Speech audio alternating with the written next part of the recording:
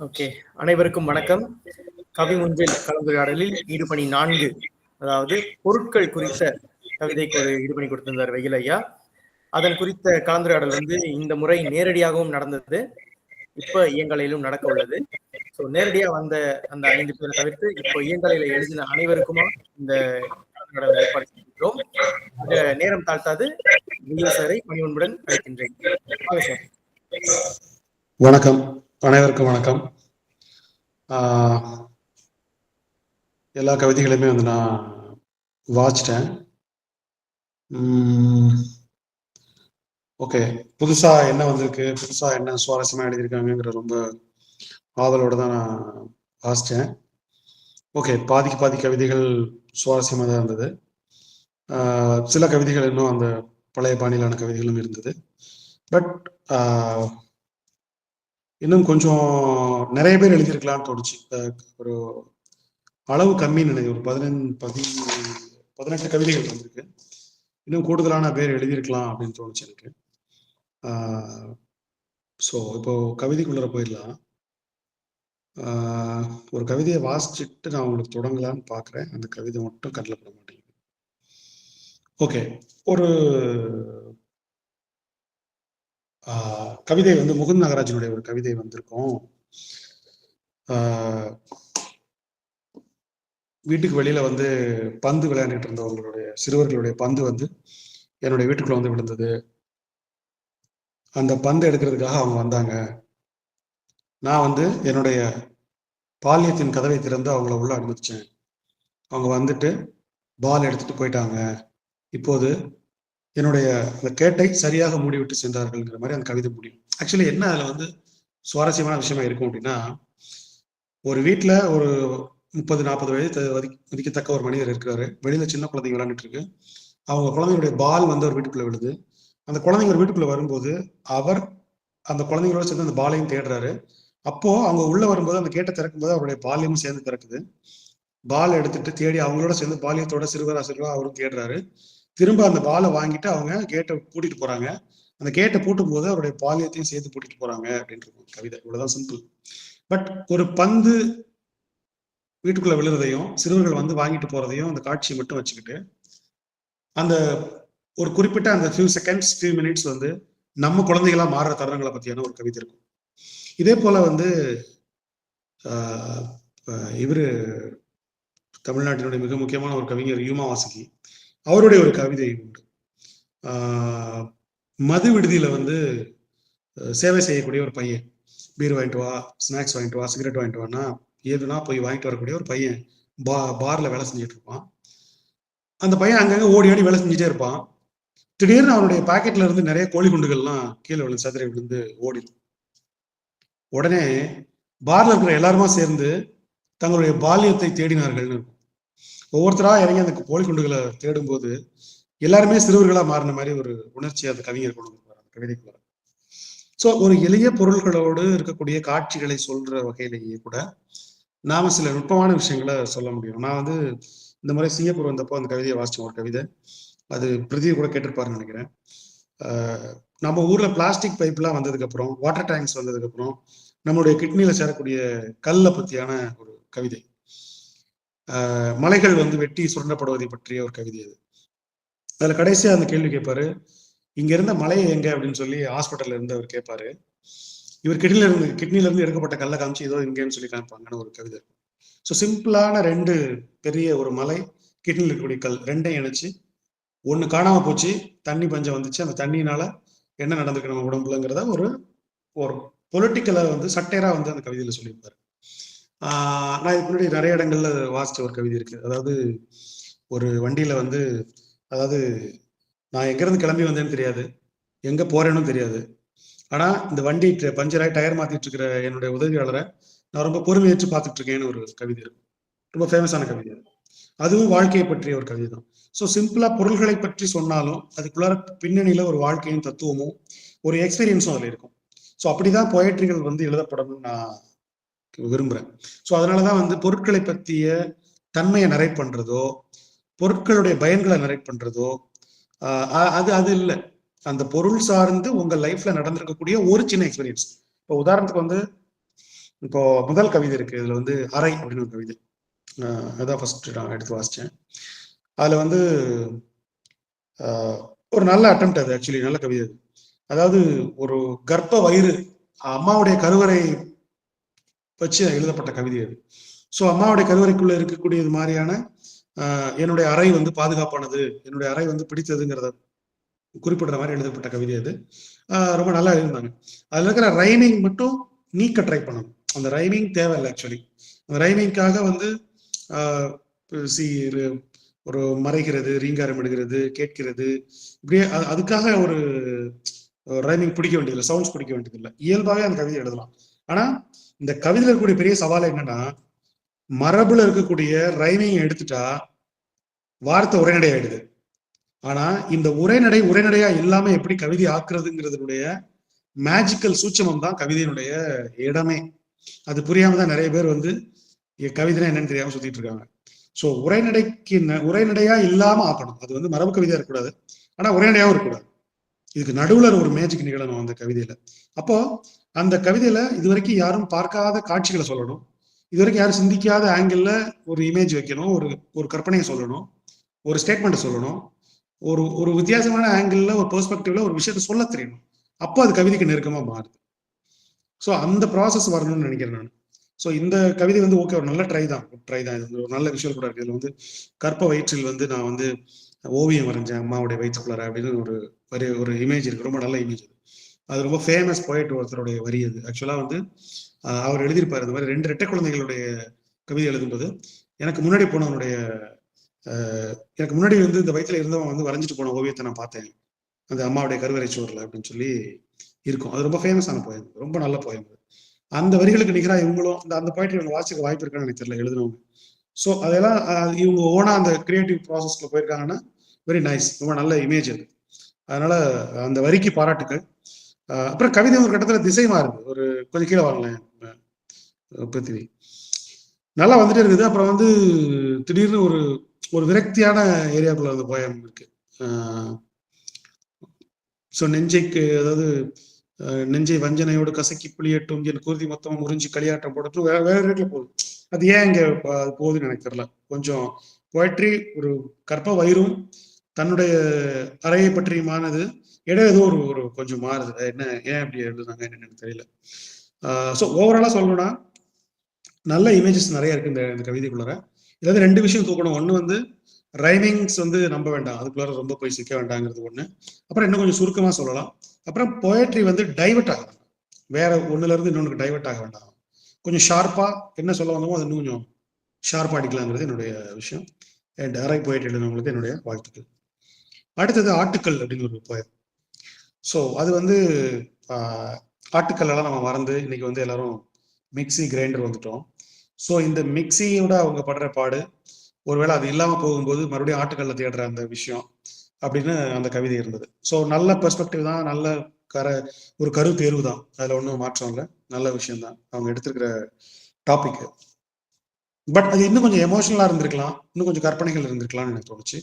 And அது வந்து ஒரு ஒரு ஒரு கதை சொல்லும் விதமா இருக்கு.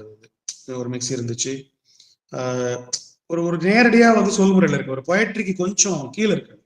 இன்னும் கொஞ்சம் பொயட்ரி ஆகுறதுக்கு இன்னும் கொஞ்சம் கச்சிதமும் சொல் சிக்கனமும் வித்தியாசமா சொல்றதுக்கான ஒரு ஃபார்மும் இதுல தேவைப்படுது. இப்போ உதாரணமா வந்து ஆட்டுக்கல்லில் என் நினைவு சுழல்கிறது அப்படின்னு ஆரம்பிச்சோம்னா அந்த வித்தியாசமா இருக்கும் அந்த விஷுவல்.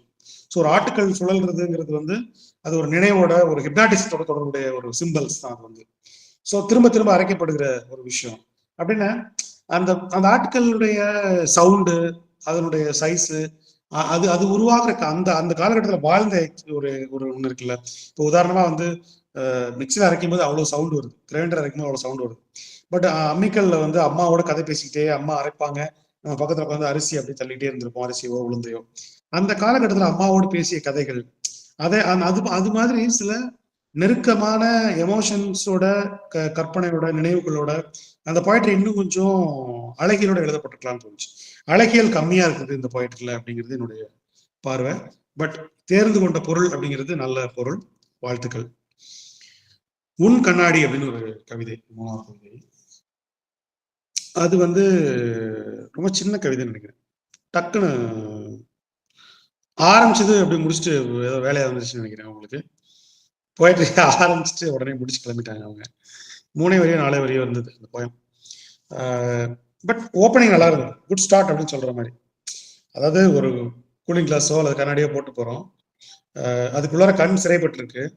ஸோ அழகிகள் ஒரு ஒரு ஒரு அழகான பொண்ணு அல்லது வந்து சம்திங் யாரோ நம்மளை பார்க்கும்போது முதல்ல ஒன்னதான் பாக்குறாங்க, கண்ணாடி தான் பாக்குறாங்க, என்ன பாக்குறது இல்லைன்னு ஒரு கண் சொல்ற மாதிரியான ஒரு போயம்.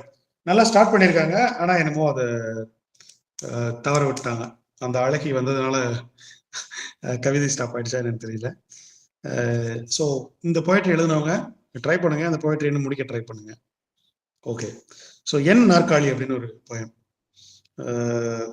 ஸோ இது வந்து பார்த்தீங்கன்னா ஒரு சின்ன இமேஜ் இருந்தது. அது ஒரு சின்ன இது இருந்தது. அதாவது எங்கள் வீட்டில் உள்ள நாற்காலிக்கு 6 கால் அப்படின்னு சொல்லிட்டு அது எங்கள் ஜெர்க்காகாதீங்க, எங்கள் அம்மாவுடைய காலையும் சேர்த்து அதில் உட்காந்துருப்பாங்கிற மாதிரி ஒரு விஷயம் சொல்லிட்டு இப்படி உள்ள போகிறாங்க. இது வந்து ஒரு சிம்பிளாக முடிஞ்சிட்ட மாதிரி எனக்கு தோணுச்சு இந்த கவிதை. இன்னும் கொஞ்சம் நீட்டப்பட்டிருக்கலாம், இன்னும் கொஞ்சம் வேறு விஷயங்கள் சொல்லப்பட்டிருக்கலாம். உதாரணமாக வந்து என்னன்னா, ஒரு ஒரு நாற்காலியில் இருக்கக்கூடிய மரம் இருக்குல்ல, அந்த மரத்தை பற்றி பேசலாம். இப்போ ஒரு ஜெலுத்தோங் மரத்தில் இருக்கக்கூடிய ஒரு பியானோவில் இருக்கக்கூடிய ஜெலுத்தோங் மரம், இந்த ஜெலுத்தோங் மரத்தில் இருக்கக்கூடிய இருவாச்சி பறவைகளை பற்றி ஒரு கவிதை உண்டு, நக்கீரனோட கவிதை. அந்த மாதிரி இந்த நாற்காலியில் இருக்கக்கூடிய மரம், அந்த மரத்தினுடைய ஒரு கிளையில வரிசை பறவை, அப்படி கூட ஒரு ஒரு விஷுவலா ஏதோ ஒன்று சொல்ல முடியும், பார்க்க முடியும். நிறைய வாய்ப்புகள் இருக்கு அதுல. ஒரு மரமும் நாற்காலியும் பேசலாம், அப்படி ஒரு விஷயங்கள் பண்ண முடியும். இல்ல அல்லது வந்து இந்த போயிட்ரிக்குள்ளேயே கூட ஒரு ஒரு ஒரு வரி வரும். என்னன்னா, புதுமை பித்தனுடைய ஒரு சிறுகதையில ஒரு வரி வரும். இந்த மாதிரி ரிட்டையர்டான ஒருத்தர் வந்து வீட்டுக்கு வருவாரு. அவருடைய அன்றைய நாளை பற்றியான கதை அது. அதனுடைய கடைசி வரி எப்படி முடியும்னா, அந்த வீட்டில் இருக்கக்கூடிய மர நாற்காலியில இருந்து உட்காருவாரு. ஒரு முறை கிரீச் என்று சத்தமிட்டு அந்த நாற்காலி அவரை நிராகரித்தது அப்படின்னு போயிட்டு அந்த கதை முடியும் புதுமை பித்தனோட. ஸோ அந்த மாதிரி ஒரு வரியிலேயே அந்த வந்து அவ்வளவு பெரிய ஒரு சில விஷயங்கள் இருக்கும். அந்த மாதிரி இந்த கவிதைக்குள்ள சில எமோஷன்ஸை ப்ராக்டிக்கல் லைஃப் இதுக்குள்ள கொண்டு வந்திருக்கலாம்னு தோணுச்சு. கொஞ்சம் கொஞ்சம் இதுல புரிஞ்சும் புரியாமலும் நிறைய விஷயங்கள் இருக்கு. ஸோ அது இன்னும் கொஞ்சம் பெட்டரா பண்ணியிருக்கலாம். பட் ஆனால் ஒரு பொருள்னு பாக்குறப்ப அது நல்ல ஒரு பொருள் தான் அதை எடுத்தது. அடுத்தது ஒரு கணம் அப்படின்னு ஒரு போயம். அது வந்து ஒரு லேப்டாப் டெஸ்க்டாப் பத்தி ஒரு போயம் நினைக்கிறேன். அது வந்து டக்குன்னு ஆஃப் ஆன உடனே அது கண் முழிக்கிற வரைக்கும் இவங்களுடைய இருக்கக்கூடிய பரிதவிப்பை பத்தி அதுல அந்த போயிட்ரி எழுத ட்ரை பண்ணியிருக்காங்க. நைஸ். ரொம்ப குறை சொல்ற மாதிரி இல்லை, ஓகே. பட் மறுபடியும் அதான் சொல்றேன்ல, அந்த அந்த மொமெண்ட்ல வந்து எனக்கு வாவ் அப்படின்னு சொல்றதுக்கு ஒரு ஃபேக்டரும் இல்லை. ஸோ அதுதான் ஒரு டெஸ்க்டாப் ஆஃப் ஆச்சு அல்லது ஒரு லேப்டாப் ஆஃப் ஆச்சு. ஸோ உங்ககிட்ட தான் எல்லாமும் என்னுடைய ரகசியங்கள் இருக்கு, என்னுடைய வேலைகள் இருக்கு, எல்லாமும் இருக்கு. ஸோ நீ திரும்ப வர்ற வரைக்கும் நான் வெயிட் பண்றேங்கிற அந்த பரிதவிப்போட இருக்கிற அந்த எமோஷன் இருக்கு. இதை தாண்டி வேற ஏதோ ஒரு தருணம் தேவைப்படுது. அது என்ன டைம்ல நடந்தது, அல்லது வந்து இந்த சூழல்ல நடந்தது, என்ன பண்ணிக்கிட்டு இருந்தாங்க, அல்லது யாருக்கு யாருக்காவது ஒரு குறிப்பிட்ட உறவுக்கு மேல் பண்ணிட்டு இருந்திருக்கலாம், சம்திங் ஏதோ ஒண்ணு. அதுக்குள்ளான ஒரு ரிலேஷன்ஷிப்போ ஒரு எமோஷனோ ஒரு கலர்ஃபுல்லான ஏதோ ஒண்ணு தேவைப்படுது அதுல. ஸோ அதுதான் வந்து மிஸ் ஆகிற இடமா நான் பாக்குறேன் அந்த ஒரு கணம் அப்படிங்கிற போயிட்ரில. ஸோ அதை இன்னும் கொஞ்சம் எடிட் பண்ண ட்ரை பண்ணுங்க. அடுத்தது ஓட்டை பயணம் அப்படிங்கிற ஒரு கவிதை. அது வந்து இவங்க திவ்யாவோடதுன்னு நினைக்கிறேன். ஏன்னா எனக்கு வந்து நேரில் வந்து அவங்க கொடுத்தாங்க அன்னைக்கு சந்திக்கும் போது காட்டினாங்க. ஸோ அந்த போயிட்ரி பற்றி எனக்கு நிறையவே நான் சொன்னேன். அந்த போயிட்ல இருக்கக்கூடிய நல்ல எமோஷன், ஒரு நல்ல லைஃப் இருக்கு. ஒரு பிஞ்ச ஷூ, அந்த ஷூவை வச்சுக்கிட்டு அந்த சிறு குழந்தையா அந்த காலகட்டத்தில் ஒரு பிஞ்ச ஷூவோட இருந்த ஒரு பருவம். இன்னைக்கு இப்போ அது பக்கத்தில் நிறைய புது ஷூ இருக்கிறத பற்றியான ஒரு கவிதை, நல்ல கவிதை ஆக்சுவலி. ஆனால் இன்னுமே அதில் வந்து அழகுபடுத்துறதுக்கு நிறைய ஏரியா இருக்கு. ஒரு புது ஷூவும் பழைய ஷூவும் பேசிக்கிற ஒரு டைலாகா வைக்கலாம், அல்லது ஒரு கம்பேரிசன் நல்லா தான் இருக்குது போய். பட் இன்னும் கொஞ்சம் எடிட் பண்ணலாம். நான் கூட அந்த சில்ட்ரன் ஆஃப் ஹெவன் படம் பற்றிலாம் சொல்லி பேசினேன் நான் அந்த கவிதையை ஒட்டி பேசும்போது. ஸோ பரவாயில்ல, ஒரு நல்ல ட்ரை தான் இது. பட் இன்னும் கொஞ்சம் யோசிங்க. அந்த அந்த ஷூ என்ன கலரு, அந்த காலனி என்ன கலரு, ஸோ அதோட சேர்ந்த வீட்டினுடைய எமோஷன்ஸ் இதில் கூட இருக்கு. அப்பாட்ட கேட்டேன், அது அவர் வந்து மௌனமா இருந்தாரு அப்படிங்கிற ஒரு இதெல்லாம், அந்த வறுமையெல்லாம் அந்த கவிதைக்குள்ள வருது. ஸோ நான் என்ன சொல்றேன்னா, என்னோட ஷூ வந்து ஒரு ஷூ மலையில் நனையுது அப்படின்னு ஒரு விஷயம் வச்சுக்கோங்களேன். என்கிட்ட இருக்கிற ஒரே ஒரு ஷூ, அந்த ஷூ வந்து இரவின் மலையில் நனைஞ்சிட்டு இருக்கு அப்படின்னு ஆரம்பிச்சிங்கன்னா எனக்கு பார்க்கறது ஒரு விஷுவல் கிடைக்கும். ஓகே அப்படின்னு ஒரு அழகான விஷுவல்ஸ்க்கு வந்து இதுல இடம் கம்மியா இருக்கு. ஸோ அதை வந்து பண்ணலாம், கொஞ்சம் சப்போர்ட் ஆகும் அந்த கவிதைக்கு. ஸோ ஒரு மலையில நனைஞ்சு வெயில்ல காஞ்சு காலத்தை ஒரு ஷூ வந்து மெல்ல நீந்தி நீந்தி ஒரு காலத்தை கடக்குது அப்படின்னு விஷுவல் வச்சிங்கன்னா அது கொஞ்சம் டிஃப்ரெண்டா இருக்கும். கொஞ்சம் நுட்பமா அந்த மாறும். அதே போல வந்து நான் இந்த ஒரு ஓட்டை ஷூவால தான் வந்து என்னுடைய 16 ஆண்டுகளை கடந்து வந்தேன். அல்லது ஒரு ஒரு காலத்தில் ஒரு பாலம், ஒரு மரப்பாலம் போன்ற என்னுடைய வாழ்க்கை 2 வாழ்க்கைக்கு நடுவில் இருக்கக்கூடிய ஒரு மரப்பாலத்தை வந்து ஒரு 16 ஆண்டுகளில் ஒரு மரப்பாலத்தை நான் அந்த ஓட்ட ஷூல தான் தாண்டி வந்தேன் அப்படின்னும் ஏதோ ஒரு வகையில அதை வந்து ஒரு பிலாசபி பண்ணவோ அல்லது அந்த விஷுவலை இன்னும் கொஞ்சம் அர்த்தப்படுத்தவோ தேவைப்படுது. ஸோ அதை பண்ணலாம். ஸோ சூப்பர், தொடர்ந்து பண்ணுங்க. அடுத்தது கடிகாரம் அப்படின்னு ஒரு கவிதை. அதுவும் ஒரு நல்ல ட்ரை தான், நல்ல ட்ரை. பட் கடிகாரம்ங்கிறது வந்து பெரிய சப்ஜெக்ட். காலம், இந்த உலகத்தினுடைய பல்வேறு இயக்கத்தோட சம்பந்தப்பட்ட ஒரு பொருள் அது. அதனால அதுல இன்னும் விளையாடுறதுக்கும் அதை அதுல பண்றதுக்கும் நிறைய விஷயம் இருக்கு. ஸோ அதுல இது ஒரு கம்மியா தான் பண்ண மாதிரி எனக்கு ஒரு சின்ன ஒரு ஜிக்ஜாக் இருக்க தவிர ஒரு பெருசா ஈர்க்கல எனக்கு இந்த போயம். பட் அதுலயும் கூட ஒரு இடத்துல வந்து உன் வாழ்க்கையை நின்றும் என்னை மாதிரி அப்படின்னு எனக்கு வந்து கத்துக் கொடுக்கறதுக்காக அல்லது சொல்றதுக்காக நீ வந்து இப்படி ஒரு வாட்டி நின்று காட்டுறியா பேட்டரி இல்லாம ஓடாத ஒரு கடிகாரம் கத்துத்தர்ற பாடத்தை பத்தி ஒரு இமேஜ் இருக்கு. அது நல்லா இருந்தது அந்த இடம். ஸோ நைஸ், அந்த இடம் நல்லா இருந்தது. ஸோ அது மாதிரி காலம்ங்கிறது ஒரு பெரிய சப்ஜெக்ட், அதுக்குள்ள இன்னும் நிறைய விளையாட முடியுங்கிறது என்னுடைய தாட். ஸோ அதனால இன்னொரு வாட்டி ட்ரை பண்ணுங்க கடிகாரத்தை. கண்ணாடி குமுறல் அப்படின்னு ஒரு கவிதை, அதுவும் ஓகே, ஒரு குட் ட்ரை. அந்த போயமும் கூட கண்ணாடி, அந்த கண்ணாடி வந்து சில்லா உடையிறத பற்றியானது, அந்த கண்ணாடியில தன் முகத்தை பார்க்கறது, தன்னுடைய துயரத்தை சந்தோஷத்தை பார்க்கறத பற்றியான கவிதை அது. அது நல்லா இருந்தது. அதுல கடைசி வரி எனக்கு வந்து கொஞ்சம் அந்த கடைசி வரியை படிக்கும்போது எனக்கு என்ன தோணுச்சுன்னா இந்த கவிதை வேற ஒன்றா சொல்லலாமே அப்படின்னு. கடவுள் கண்ணாடி பார்க்கிறாருன்னு மாத்தலாமா எனக்கு தோணுச்சு. இறைவா இதையும் நீ காணவில்லையான்னு இருக்கு இல்லையா, அந்த வரை அப்படியே கொஞ்சம் உல்டா பண்ணி கொஞ்சம் உடச்சு திருக்கி போட்டு கடவுள் கண்ணாடி பார்க்கிறார் அப்படின்னு அந்த போயிட்டரி புதுசா ஆரம்பிக்கலாம். கடவுள் கண்ணாடி பார்த்தாருன்னு என்ன ஆகும்? என்னெல்லாம் அதை பார்ப்பாரு? கடவுள் இப்ப கண்ணாடி பார்க்கிறாரு. கடவுள் முதல் முறையாக பார்க்கிறார், தான் ஆனா பெண்ணா என்கிற குழப்பம் அவருக்கு வருகிறது. கடவுள் கண்ணாடி பார்க்கிறார், அந்த கண்ணாடியில அவர் சந்தோஷமா இருக்காரா துக்கமா இருக்காருன்னு தெரிய மாட்டேங்குது. கடவுள் கண்ணாடி பார்க்கிறாரு, அவர் அழகா இருக்காரா அழகா இல்லையான்னு தெரிய மாட்டேங்குது. கடவுள் கண்ணாடி பார்க்கிறாரு, அவர் நல்லவரா இருக்காரா கெட்டவரா இருக்காருன்னு கண்ணாடி தெரிய மாட்டேங்குது. கடைசியா அந்த கடவுள் தான் என்ன உருவத்துல இருக்கிறோம், தான் யாருங்கிற ஐடென்டிட்டி வந்து புரிஞ்சுக்க முடியாம அந்த கண்ணாடியை உடைக்கிறாருன்னு கூட அது மாத்தலாம். சும்மா ஒரு ஐடியாவா சொல்றேன் நான் அந்த மாதிரி. ஸோ இந்த கண்ணாடிங்கிறதும் டைம் மாதிரியே தான். கண்ணாடிங்கிறது ஒரு பெரிய இமேஜ். பால் சக்காரியோட ஒரு கதை இருக்கு. இயேசு வந்து முதல் முறையாக சலூன்ல தன் முகத்தை பார்த்த ஒரு மொமெண்ட்டை பத்தி எழுதியிருப்பாரு. ரொம்ப பிரமாதமான கதை எல்லாரும் முடிஞ்சா வாசிங்க. இயேசு கதைகள்னு பால் சக்காரியா எழுதின, தமிழ்ல கூட மொழிபெயர்க்கப்பட்டிருக்கு அந்த கதை நூல். கண்டிப்பா எல்லாரும் வாசிக்க வேண்டிய ஒரு நூல். அதுவும் சிறுகதை எழுதணும்னு முயற்சி பண்றவங்க கண்டிப்பா அந்த நூலை வாசிக்கணும். கவிதை எழுதுறவங்க ஏன் வாசிக்கணும்னு சொல்லுவேன்னா, அந்த மொத்த சிறுகதைகளும் கவித்துவமான மொழியில் எழுதப்பட்டிருக்கும், சொற்கள் நிறைய கிடைக்கும், அதுக்காக வாசிக்கலாம். ஸோ அந்த மாதிரி இந்த கவிதையில நிறைய அந்த நான் சொன்ன மாதிரி சில இமேஜஸ் இருக்கு. இன்னும் இதை வந்து ரொம்ப பெட்டரா பண்ணியிருக்கிறதுக்கான வாய்ப்போட அது இருக்கு. ஓகே, கதை புத்தகம் அப்படின்னு கவிதை. அது ஒரு ஒரு ஒரு கதை புத்தகத்துக்குள்ள வந்து என்னென்ன காட்சிகள் இருக்கும், என்னென்ன எமோஷன்ஸ் இருக்கும், என்னென்ன உணர்வு தளங்கள் அனுபவங்கள்லாம் இருக்குங்கிறத ரொம்ப அப்டிராக்டா பண்ணியிருக்காங்க. ஒரு ஓகே போயம், அல்லது வந்து இதை இன்னும் கொஞ்சம் அந்த போயட்ரி எழுதினவங்க எக்ஸ்பிளைன் பண்ணணும், அல்லது நாம இது ரொம்ப தத்துவார்த்தமா புரிஞ்சுக்கிட்டா இதுல ஒரு நல்ல ஒரு போயம் இருக்கு, இல்லைன்னு சொல்ல. பட் இந்த அப்டிராக்டிவிட்டிங்கிறது வந்து அந்த நபர் எழுதின இதுக்கப்புறம் முந்தைய போயங்களோட வச்சு பார்க்கும்போது இன்னும் இதுக்கு வேற பொருள் கிடைக்கும். அதனால ஒரு அப்டிராக்டிவிட்டியான போயம் எப்பவுமே என்ன, அந்த எழுதுனது யாருங்கிறத பொறுத்து தான் அந்த போயட்ரியோட மீனிங். ஸோ ஏன்னா அப்டிராக்டிவிட்டி 2 விஷயம் இருக்கு. ஒண்ணு, குழப்பமான விஷயங்களை அடுக்கி எழுதிடுறதுனால மட்டுமே ஒரு பெஸ்ட் அப்டிராக்ட் போயம் வந்துடாது. அதுக்குள்ள ஒரு ஐடியா இருக்கும், ஒரு ஸ்டோரி இருக்கும், ஒரு பிலாசபி ஐடியா இருக்கும், எல்லாமே இருக்கும். ஸோ இந்த போயம் அப்டிராக்டிவாகவும் அதே சமயத்தில் எக்ஸ்பீரியன்ஸாகவும் இருக்கு, பட் கொஞ்சம் கன்ஃபியூஷனா இருக்கு. ஸோ இன்னும் கொஞ்சம் கூட இதை எளிமையாவோ ஏன்னா கதை புத்தகம் சொல்லியாச்சு, ஒரு கதை இருந்திருக்கலாம், கதையை இன்னும் கொஞ்சம் சிம்பிளா எங்களுக்கு புரிய வச்சிருக்கலாங்கிற ஒரு தாட் மட்டும் அதுல நான் அது ஒரு பாயிண்டா மட்டும் வைக்கிறேன் அதுல. அண்ட் அடுத்த கவிதை வந்து கண்ணி கவசம்னு ஒரு கவிதை. ரொம்ப புதுமையா இருந்துச்சு, ஒரு கான்ட்ரவர்சியலான ஒரு கவிதை ஆக்சுவலி அது. பட் அந்த போயமே எனக்கு என்ன தோணுச்சு அப்படின்னா, ஓகே இதுலயுமே எனக்கு நிறைய ஒரு அப்டிராக்டிவிட்டி இருக்கு. சொல்ல வர்றதை இன்னும் தெளிவா சொல்றதுல இருக்கக்கூடிய சென்சார் பாயிண்ட்கள் ஏதோ டிஸ்டர்ப் பண்ணலாம்னு நினைக்கிறேன் போயம் எழுதினவங்க கிட்ட. பட் நான் என்ன சொல்றேன்னா, இதுக்குள்ள ஒரு எளிய அரசியலும், எளிய வழியும், எளிய ஒரு பெண்ணிய பார்வையும் இருக்கு.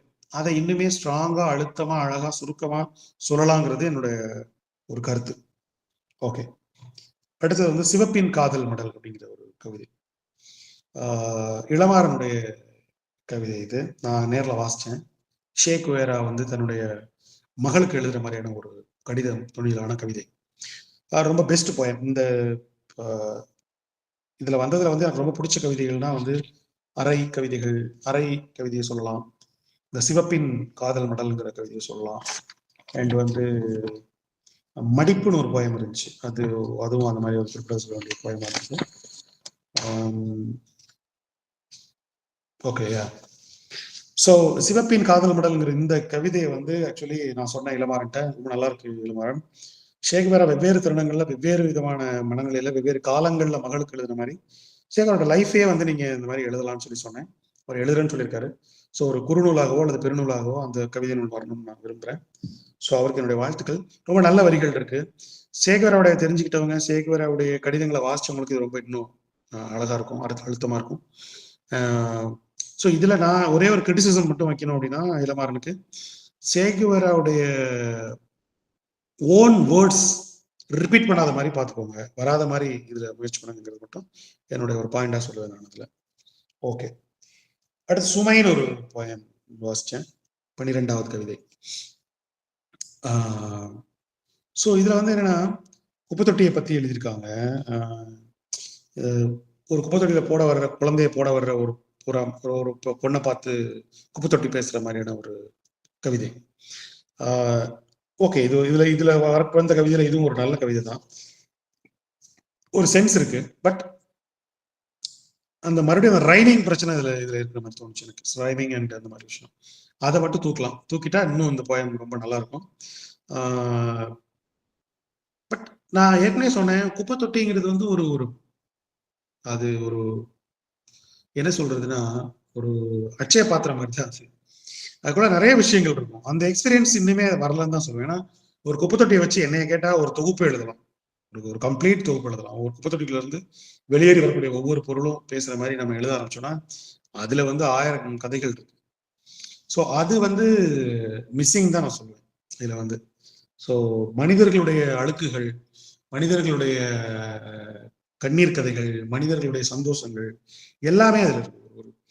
ஒரு ஒரு குப்பை தொட்டிக்கு வந்த ஒரு இறந்தவனுடைய ஆடையை பத்தி பேச முடியும், ஒரு டிஷர்ட்டை பத்தி பேச முடியும். ஒரு இளைஞன், ஒரு இறந்து போன இளைஞனின் ஒரு டிஷர்ட், பிங்க் கலர் டிஷர்ட் வந்து அல்லது ஒரு ப்ளூ கலர் டிஷர்ட் வந்து குப்பை தொட்டிக்கு வந்துச்சு அப்படின்னு ஒன்று ஆரம்பிக்கிறோம்னு வைங்களேன்.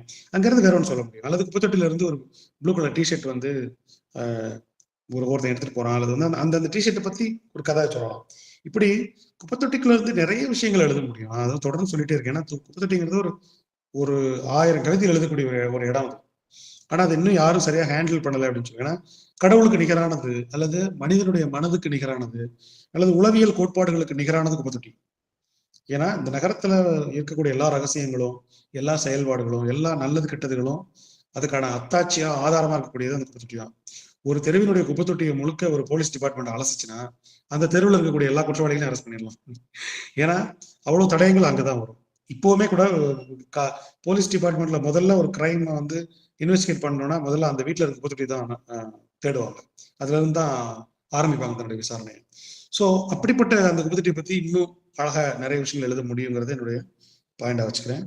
ஏன்னா அடுத்தது வந்து சேட்டைக்காரன் ஐயா அவன் அப்படின்னு ஒரு கட்டுரை, சாரி கட்டுரை கவிதை, ஆமா கட்டுரை மாதிரி தான் இருந்தது. ஓகே, அதனால கட்டுரையே சொல்லலாம். ஒரு கார், அவங்களுடைய ஒரு கார், அந்த கார்ல இருக்கக்கூடிய சில ஃபன்னியான பிரச்சனைகள், அப்புறம் அதுல அவங்க டிராவல் பண்ணும்போது இருக்கக்கூடிய எக்ஸ்பீரியன்ஸ், அப்புறம் அந்த கார் மேலான அன்பு, அந்த காரோட பேரு, அதுக்கு ஒரு காரணம், அப்புறம் அதுல இருக்கக்கூடிய ஒரு லைஃப் வந்து இதுல இருந்தது. கண்டிப்பா ஏன்னா ஒரு விஷயம் சொல்லணும் அப்படின்னா, இந்த கவிதையை படிக்கும்போது அந்த கார்ல போன எனக்கு ஒரு ஃபீல் இருந்தது, ஒரு சின்ன ஃபீல் இருந்தது, ஒரு ஃபன்னியான ஃபீல் இருந்தது. அது இந்த கவிதையில வந்து பாராட்டக்கூடிய ஒரு விஷயம். ஆனா இந்த கவிதையுடைய லென்த் வந்து ரொம்ப அதிகம். அது வந்து நெகட்டிவான விஷயம். இன்னும் கொஞ்சம் குறைச்சிருக்கணும் அந்த கவிதையினுடைய லென்த். ஏன்னா 3 பக்கம் என்ன போட மாதிரி இருந்தது. அதை கொஞ்சம் குறைச்சிருக்கணும். அண்ட் இன்னும் கொஞ்சம் அதை கச்சிதப்படுத்தலாம், கவிதையை இன்னும் கொஞ்சம் கச்சிதப்படுத்தலாம். இந்த ஒரு நயன்தாராவுடைய ஒரு படம் ஒன்று உண்டு, ஒரு கார் வச்சு ஒரு படம். இந்த படத்தோட பேரு நான் மறந்துட்டு, 2 எழுத்துல வரும் நினைக்கிறேன் அந்த பேரு. அவங்க ஒரு கார் ஓட்டுவாங்க. அந்த கார் வந்து ஒரு இறந்து போன பெண்ணினுடைய ஆவியோ அல்லது நாய்க்குட்டியோட ஆவி வந்து அந்த காருக்குள்ள போயிடுங்கிற மாதிரி ஒரு டோரா. யா, தேங்க்யூ பனிமலர். அந்த அந்த கார் வந்து அந்த படத்துல வந்து ஒரு ஆக்ட் பண்ணும். அந்த கார் குறைக்கும், அந்த காருடைய ஷேடோல நாய் இருக்கும், அந்த கார் தானா குற்றவாளியில கண்டுபிடிக்கும், அப்படி ஒன்று இருக்கும். அந்த மாதிரி ஒரு காருக்கு, எல்லா காருக்குமே ஒரு கேரக்டர் இருக்கு. இப்போ உதாரணத்துக்கு எனக்கு நான் எங்கேயோ படிச்ச ஒரு ஞாபகம், எனக்கு சரியா ஞாபகம் இல்லை, ஆனா வந்து ஒரு ஒரு வரி எனக்கு படிச்ச ஞாபகம் இருக்கு. கார் கண்ணாடியில் இருக்கக்கூடிய வைபர் மாதிரி, நிலா கண்ணனுடைய கவிதை நினைக்கிறேன். கார் கண்ணாடியில் இருக்கக்கூடிய வைபர் மாதிரி எனக்கு ஒரு என் கண்ணுக்கு கீழே ஒரு வைபர் இருந்தா நல்லா இருக்கும், ஏன்னா நான் அவ்வளோ அழுறேன் அப்படிங்கிற மாதிரி ஒரு போய்ட்ரி எங்கேயோ படிச்ச ஞாபகம் இருக்கு. அந்த மாதிரி சில விஷயங்களை வந்து அந்த காரோட கனெக்ட் பண்ணா நல்லா இருந்திருக்கும். அந்த காருக்குள்ள ஓடுற ஒரு பாட்டு இன்னும் கொஞ்சம் ஜாலியா, அதே சமயத்துல சிக்கனத்தோட அந்த எக்ஸ்பீரியன்ஸை இன்னும் கொஞ்சம் பெட்டர் ஆக்கிருக்கலாம் அப்படின்னு சொல்லி தோணுச்சு. ஸோ நீங்க நரேட் பண்றீங்க எப்படி என்னுடைய கார் இருக்குங்கிறத நரேட் பண்றீங்க, பட் காருடைய டிராவலை நரேட் பண்ணா நல்லா இருக்கும். அந்த காருக்கு வெளியில இருந்து அந்த மொத்த டிராவலையும் ஒருத்தர் நரேட் பண்ணா இன்னும் நல்லா இருக்குங்கிற மாதிரி இருந்துச்சு. ஒரு பார்வை தான் அது. அண்ட் அந்த கவிதையோட லென்த்தியை தாண்டி ஒரு சின்ன ஃபன் எலிமெண்ட்ஸும் சில விஷயங்களும் சொன்ன வகையில ஓகே, குட் ட்ரைன்னு நான் சொல்லுவேன். பட் ரொம்ப உரைநடை ஆயிடுச்சு கவிதை. ஸோ இடையில கவிதையா அது மாறுறதுக்கான தருணங்கள் கண்டிப்பா வேணும். ஸோ அது கொஞ்சம் நீங்க பார்த்துக்கணும். அண்ட் காகிதம் அப்படின்னு ஒரு நெடுநாள் தோழனின்னு ஒரு கவிதை, அது நெடுநாள் தோழனின்னு கவிதை தலைப்பு.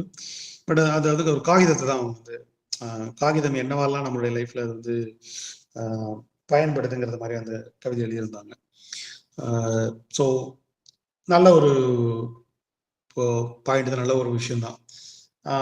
ஆனா ஒரு எக்ஸ்பீரியன்ஸா இன்னும் எளிமையா கூட நிறைய விஷயங்கள் சொல்லலாம் எனக்கு தோணுது. ரொம்ப அதை மறைச்சி எழுதுறோங்கிற மாதிரி ஒரு ஒரு துணியில எழுதுறாங்க. பட் ஓகே, ஒரு ஒரு ஓகே தான், குட் ட்ரை தான், தப்பா சொல்ல மாட்டேன் இந்த போயமை. பட் இன்னும் கொஞ்சம் வேலை பண்ணலாம் இல்லைன்னு தோணுது இதுல வந்து. பட் ஓகே, குட் ட்ரை தான், அதில் ஒன்றும் மாற்றுக்கிறது இல்லை. அந்த கப்பல் விடுறது, அந்த மலேசிய உணவோட நாசி மேல பொட்டலம் அப்படிங்கிற ஒரு நாசி லேமக் பொட்டலம், அதெல்லாம் இருக்கு. அந்த மாதிரி ஒரு கல்ச்சரல் ரெஃபரன்ஸோட இந்த போயம் இருக்குங்கிறது ஓகே. அப்படி நிறைய விஷயங்களை ஆக்சுவலா பயன்படுத்தலாம் போயிட்ரியில. ஓகே, ஒரு நல்ல ட்ரை தான் அந்த போயம் வந்து. அடுத்தது பேனான்னு ஒரு கவிதை. ஸோ அந்த கவிதை வந்து அதுவும் ஒரு பேனாவை வந்து டிஸ்கிரைப் பண்ணத மாதிரி தான் இருந்தது. அதாவது கருநில கண்ணா உனக்குள் எத்தனை வண்ணம், அந்த பேனாவை வந்து ஆராதிக்கிற மாதிரியான ஒரு கவிதையா இருந்தது. பட் இன்னும் கொஞ்சம் பேனாவை வேற மாதிரி எழுதலாம் அப்படிங்கிறது தான். ஒரு ஆத்மநாம் எழுதியிருப்பாரு, ஏதாவது எழுதுங்கள், பேனா உரசும் சத்தமாவது கேட்கட்டும் அப்படின்னு ஒரு கவிதை இருக்கும். ஒரு வைப்ரண்டா இருக்கும் அந்த கவிதை. ஆக்சுவலா ஏதாவது எழுதுங்க, பேனா உரசும் சத்தமாவது, காகிதத்தில் ஒரு சத்தமாவது கேட்கட்டும். அது மாதிரி பேனாவுக்கு பேனாவோட எக்ஸ்பீரியன்ஸ் இல்லை. இது வந்து நீ பேனா எனக்கு எப்படிலாம் நீ லைஃப்ல இருக்கேங்கிறது இருக்க தவிர பேனாவோட சேர்ந்த ஒரு எக்ஸ்பீரியன்ஸ், ரியல் எக்ஸ்பீரியன்ஸஸ்ங்கிறது இந்த போயம்ல இல்லைன்றது என்னுடைய ஒரு கருத்து. ஸோ அப்படி ஏதோ ஒன்று கண்டுபிடிங்க, அல்லது வந்து அந்த பேனாவோட ஒரு உங்களுக்கு இப்படி உறவை வந்து எழுதுங்க. அந்த எக்ஸ்பீரியன்ஸுங்கிறது என்னங்கிறத பிடிபடுறதுக்கு ரொம்ப சிக்கலா இருக்குன்னு நினைக்கிறேன். புரியுது எனக்கு. இந்த பொருட்கள் சார்ந்து நான் சில கவிதைகளை நெக்ஸ்ட் டைம் நான் கண்டிப்பா வாசிக்கிறேன். ஏன்னா பொருள்கள் எப்படி போயட்ரிக்குள்ள வரலாம், அந்த பொருள் வெறுமனே பொருளை பற்றி தான் இல்லாம போயட்ரிக்குள்ள எப்படி அந்த பொருள் வருது அப்படிங்கிறத பத்தி நான் கண்டிப்பா நெக்ஸ்ட் அல்லது ஒரு தனி செஷனை கூட, அதாவது ஒரு நான் தொடர்ந்து சொல்லிட்டே வரேன் உங்ககிட்ட, ஏதோ ஒரு டாபிக் கொடுக்குறோம், அந்த டாபிக்கோட ஒரு கவிதை எழுதுறீங்க, அந்த டாப்பிக்கை பற்றிய வர்ணனையாவோ, அந்த டாப்பிக்கை பற்றிய பயன்பாடாவோ, அந்த டாப்பிக்கை பற்றி புகழுரையாவோ அல்லது அப்படி ஒரு கவிதையாவே அமையுது. ஸோ எக்ஸ்பீரியன்ஸ் அப்படிங்கிறது அமையல. ஸோ என்ன நினைக்கிறேன், நான் கொடுக்குற டாப்பிக்கும் எக்ஸ்பீரியன்ஸும் எப்படி மிங்கிள் ஆகணும். ஸோ ஒரு போய்ட்டுக்குள்ள இயங்குற எக்ஸ்பீரியன்ஸ், நான் கேட்குற எக்ஸ்பீரியன்ஸ் சொன்னா அது என்ன அப்படிங்கிறத பத்தி நான் ஒரு தனி வகுப்பு கண்டிப்பா நான் வந்து பண்றேன். சில போயட்ரியோட வந்து நான் உங்களுக்கு நான் பேசுறேன். இப்போ இன்னும் கொஞ்சம் இலகுவா நினைக்கிறேன் நான். ஏன்னா தொடர்ந்து சொல்லிட்டே இருக்கிறது மட்டும் பயன் தராது. அதனால நான் சில எக்ஸாம்பிளோட நான் வந்து நான் பேசுறேன் உங்ககிட்ட. So good try. பட் இதுல இருக்கக்கூடிய ரைமிங், அந்த புகழுரைகள், வர்ணனைகள் இல்லாம ஒரு ரியல் எக்ஸ்பீரியன்ஸ் தேவைப்படுது. அடுத்தது மடிப்புங்கிற ஒரு போயம். இது வந்து இதுவும் ஒரு லென்த்தியான போயம், நாவல்னு சொல்ற அளவுக்கு இது நீண்டு இருக்குது. கிட்டத்தட்ட எத்தனை பக்கம்னு தெரியல, கட்டுரையா, கவிதையா, சிறுகதையா, நாவலாங்கிற அளவுக்கு அது லென்த்தியா போயிருக்கு. பட் சாரி அப்படிங்கிற ஒரு கான்செப்ட், ஒரு சாரி கட்டுறது, ஜாக்கெட், அதனுடைய தேர்வு, அது கொசுவம் வச்சு அது என்னென்ன கட்டும்போது ஏற்படக்கூடிய மன கேள்விகள், அது எப்படி கட்டலாம், இப்படி கட்டலாமா, இப்படி கட்டலாமா, அது சரியா, இது சரியான ஒரு புடவைய பீரோல இருந்து எடுத்து அதோட அதை கட்டி முடிக்கிறதுக்கு வரைக்குமான ஒரு ஒரு ஒரு விஷயம் தான் அந்த போய்ட்ரியில இருக்கு. இந்த போய்ட்ரி வந்து இதனுடைய லென்த்தையும் இதனுடைய ரொம்ப ஒரு என்ன சொல்றது, ரொம்ப உரைநடைத்தன்மையும் வந்து இதனுடைய மைனஸ். பட் இதனுடைய பிளஸ் 2 விஷயம் சொல்லலாம். ஒன்னு வந்து இந்த போயட்ரி வந்து ஒரு ஒரு பக்கா எண்டிங்ல வந்து முடியுது. ஒரு ஷாக் வேல்யூவோட இந்த போயம் முடியுது. ஸோ ஒரு மாடர்ன் போயம்ல வந்து எப்படி ஒரு போயம் ஃபினிஷ் ஆகணுமோ, அல்லது வந்து ஒரு போயட்ரிக்கு ஆக்சுவலி என்ன தேவைப்படுதோ, அல்லது வந்து போயட்ரி படிக்கிறவங்களுக்கு டக்குன்னு ஒரு ஒரு எக்ஸ்பீரியன்ஸ் கிடைக்கணுமோ, அதை வந்து இந்த போயட்ரி தருதுன்னு சொல்லுவேன். உதாரணமா வந்து இடையில வந்து அந்த ஒரு இடத்துல வரும்போது, இந்த சேலையில வந்து எந்த வேலைப்பாடும் இல்லாம இது வந்து ஒரு பாலைவனம் போல இந்த சேலை இருக்கு அப்படின்னு சொல்ற இடம் ஒண்ணு இதுல ஒரு இடத்துல இருக்கு. அது வந்து ரொம்ப நல்லா இருந்தது. எனக்கு அந்த வரி ரொம்ப நல்லா இருந்தது.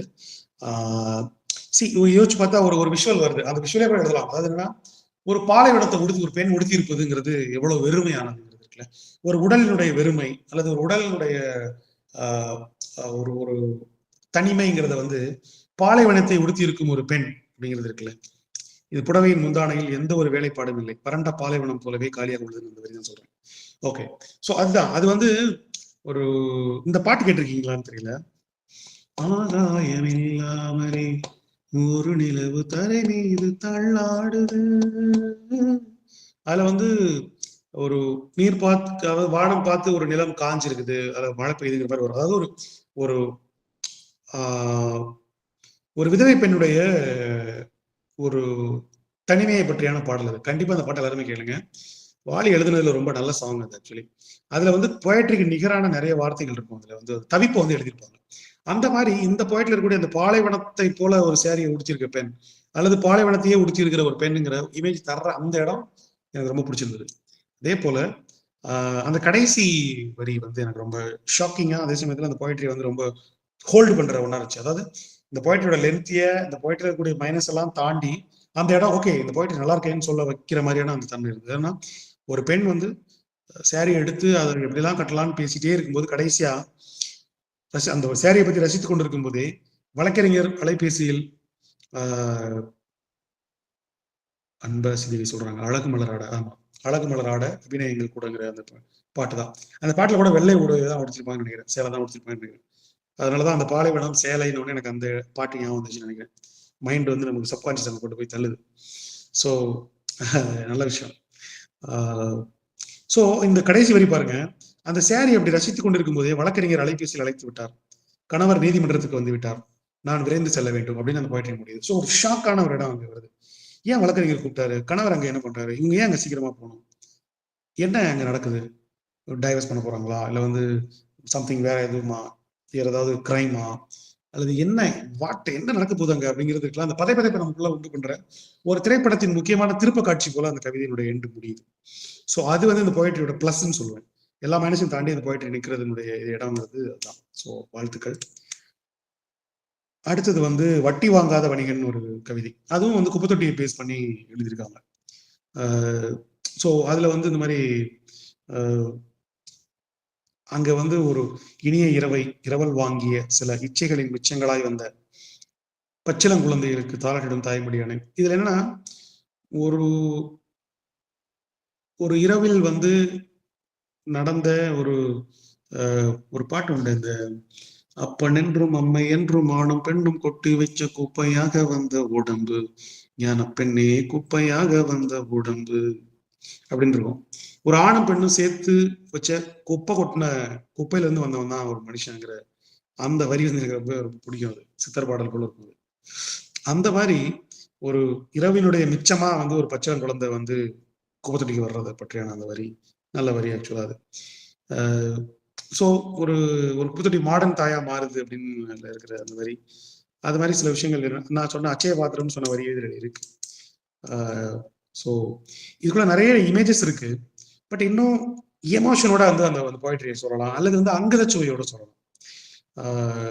இப்போ உதாரணத்துக்கு வந்து காதலா காதலா படத்துல வந்து கமல் பிரபுதேவா படம் இருக்கும். அந்த படத்துல வந்து அந்த அம்மாவும் நீங்க அப்பாவும் நீங்க பாட்டை பாடிட்டு ஒரு 4-5 பேர் குப்பத்தொட்டியை கும்பிடுவாங்க, குப்பத்தொட்டிக்கு மாலை போட்டு. குப்பத்தொட்டி குப்பை கொட்டுறவங்க நிறுத்தி வச்சிருப்பாங்க. இருங்க இருங்க இருங்க, எங்க அம்மா அப்பாவுக்கு மாலை போட்டு கும்பிட்டு இருக்கோம், முன்னாடி வெயிட் பண்ணுங்க அப்படின்னு சொல்லுவாங்க. ஸோ அது ஒரு பயங்கரமான ஃபன்னியான விஷயம் அது.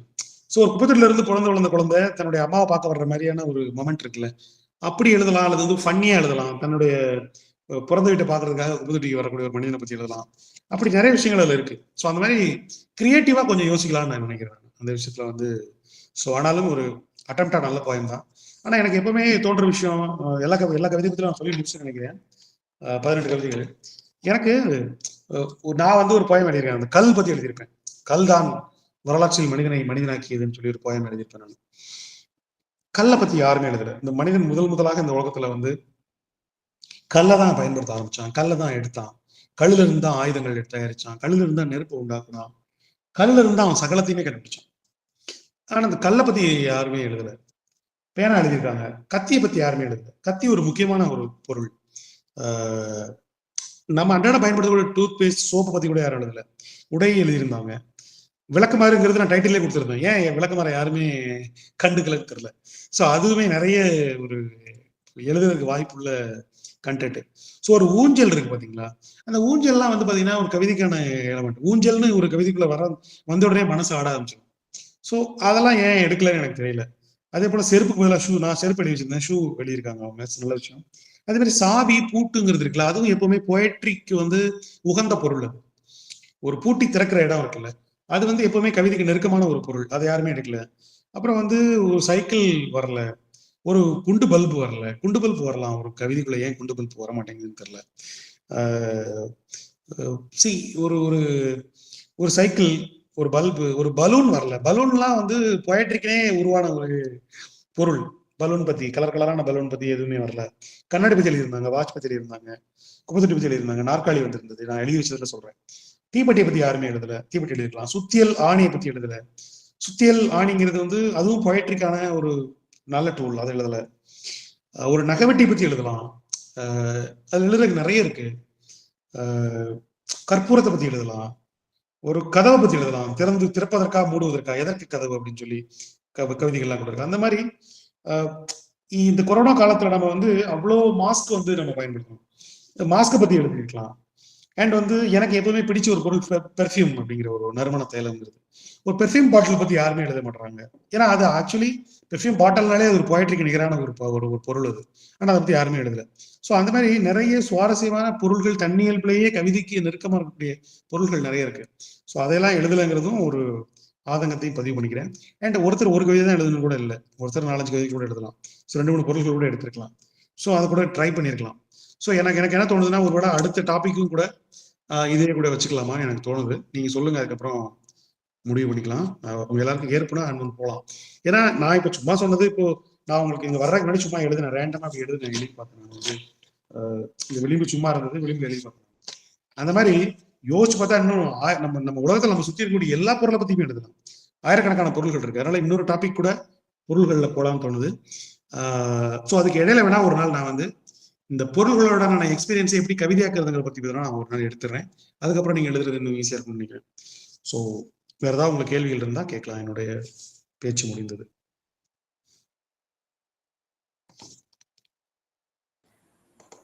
ஒவ்வொரு வாரம் போலவே இந்த வாரமும் சிறப்பான விமர்சன பார்வை வழங்கி சென்றதற்கு மிக்க நன்றி ஐயா. இன்னும் ஒரு 15 நிமிடங்கள் இருக்கு. நீங்க யாராவது கேள்விகள் வேணும்னா, கேள்விகள் கேட்கறதா இருந்தா தாராளமா கேட்கலாம்.